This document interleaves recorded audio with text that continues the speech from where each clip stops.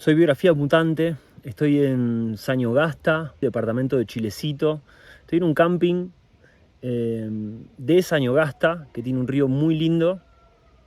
Y hoy quería hablar justo de algo que me viene como a la ocasión, porque cuando uno va a un camping, además de encontrar una belleza natural, hay espacios para comer, para transitar un poco, para jugar, para que los chicos jueguen. Y también uno se encuentra en los campings en general como mucha basura, muchos residuos, muchos envoltorios de comida tirados a la tierra misma, tirados al río, tapitas de gaseosa, etc. Y justo quería hablarles hoy de una antropóloga que habla de eso, que habla específicamente de lo sucio y lo limpio, de lo puro y lo impuro, en definitiva de lo profano y lo sagrado. Estamos hablando de la antropóloga Mary Douglas, una antropóloga inglesa, católica. Hay que prestar atención, hay bastantes antropólogos y antropólogas católicos, católicas, o que se han volcado al cristianismo, se han convertido de grandes o tuvieron una tradición de familia del catolicismo y nunca la abandonaron a pesar de haberse encontrado con los, ¿no? con la narrativa de la ciencia, que muchas veces va en contra de las creencias espirituales y en este caso religiosas.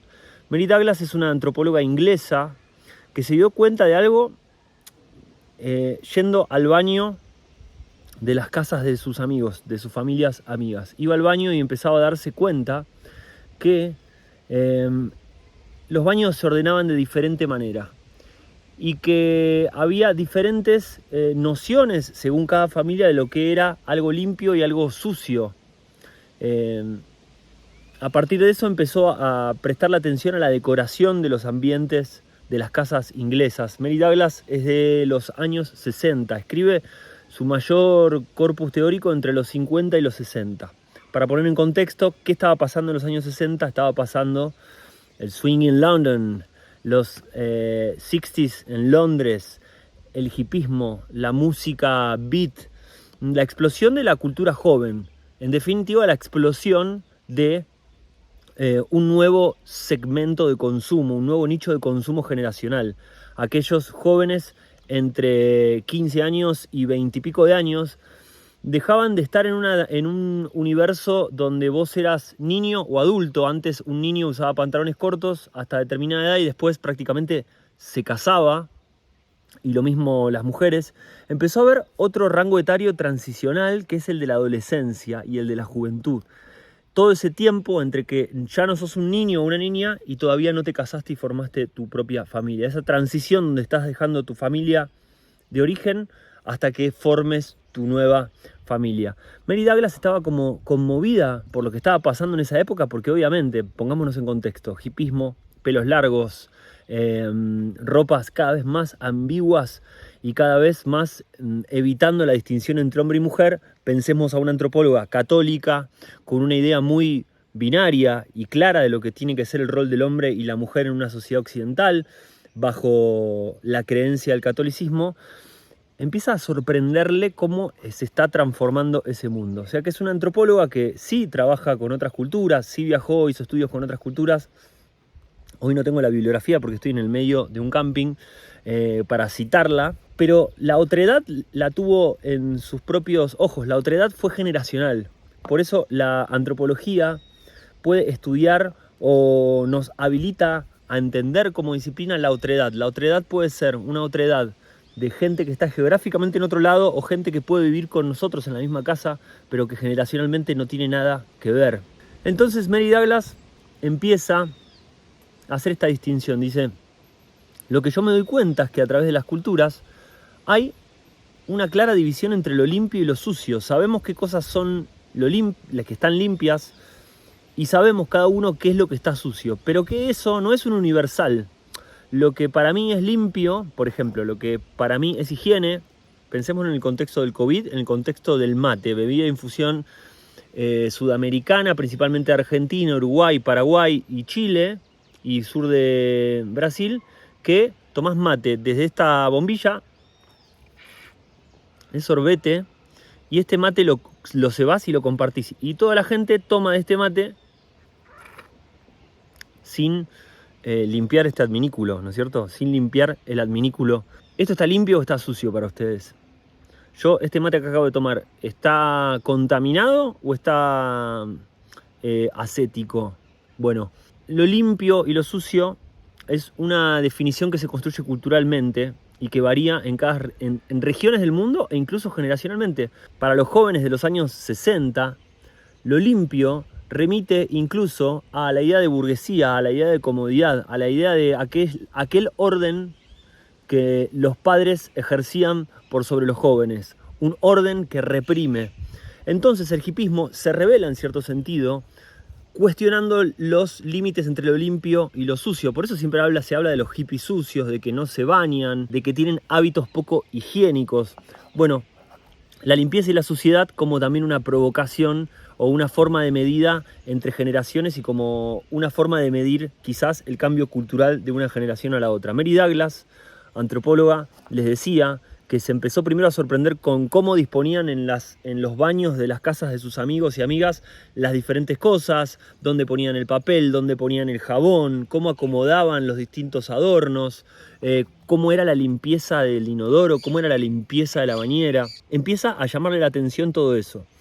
Y empieza a pensar en el orden, pero claro, porque es católica, porque el cristianismo, porque la religión, porque toda religión nos propone un orden del mundo, al igual que la ciencia. Cada propuesta de descripción del universo es una propuesta de orden. Nos muestran cómo se ordena el mundo, hasta incluso la explicación que dice que está todo desordenado o que todo tiende a la entropía. La entropía es la desaparición del orden, la degradación de todo lo que tratamos de sostener como cultura y tratamos de sostener como orden. Con el tiempo se desordena. Quizás el desorden es una forma de orden que todavía no podemos percibir, pero no me quiero ir por las ramas.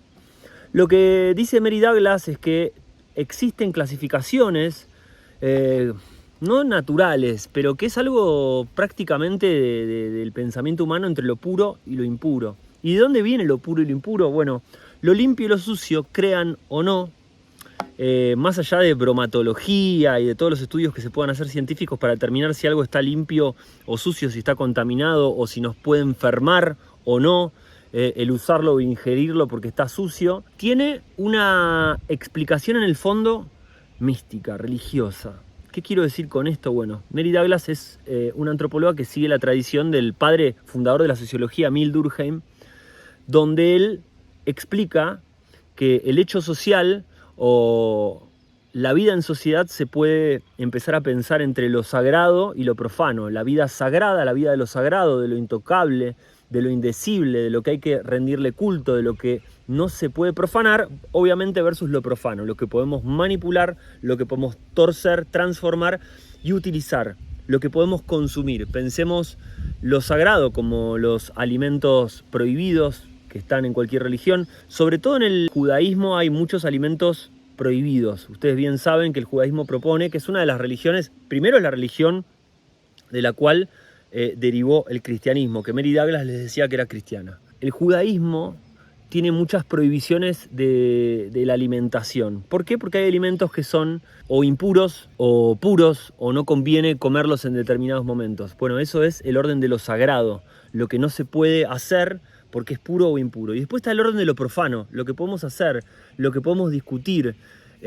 La historia de la humanidad en cierto sentido también es la historia de la profanación. Profanar es, en cierto sentido, lo que podría ser sagrado para muchos, por decir la naturaleza, es empezar a manipularla, a transformarla para poder producir nuestras herramientas, nuestros alimentos, para poder transformar el entorno donde vivimos. Entonces, me parece interesante pensar la idea de que lo limpio y lo sucio tiene algo que ver con el orden de lo religioso. Lo que dice Emile Durkheim es que está el pensamiento religioso. El sociólogo Emile Durkheim dice que está el pensamiento religioso, y esto está bueno para que lo pensemos para nuestras vidas. El pensamiento religioso no quiere decir que nosotros profesemos una religión, que nosotros recemos a una religión en particular, sino que tiene que ver con esta operación mental entre lo sagrado y lo profano. ¿Qué es lo sagrado y qué es lo profano? Nosotros tenemos pensamiento religioso por cosas de la vida que no son religiosas. Y es interesante verlo porque muchas veces otorgamos características religiosas a la política, por ejemplo, cuando somos inflexibles, o con algunas creencias que tenemos muy arraigadas fuertemente que nos impiden pensar que existen otras posibilidades.